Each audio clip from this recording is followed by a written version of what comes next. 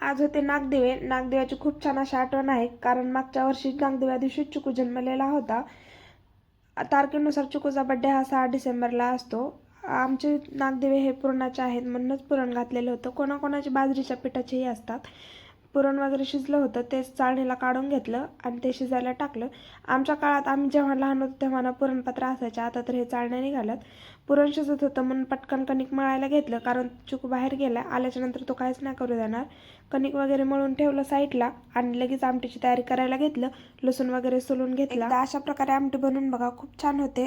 कढाईमध्ये तेल टाकायचं, कांदा, अद्रक, लसूण, कोथिंबीर, खोबरं हे सगळं तेलामध्ये छान असं परतून घ्यायचं. मिक्सरच्या भांड्यामध्ये काढायचं. थंड झाल्याच्या नंतर मिक्सरला वाटून घ्यायचं आणि तेलामध्ये हे सगळा मसाला टाकून परतून घ्यायचा आणि आपण काढलेलं डाळीचं पाणी हे पण टाकून घ्यायचं. आमटी खूप छान होते. आमटी वगैरे झाली होती, मग लगेच कुरड्या पापड्या घेतल्या तळून. नैवेद्य तयार झालं होतं, मग ते देवाला दाखवलं आणि आम्ही पण घेतलं जेवण करून. आणि पूजा हे असे करतात.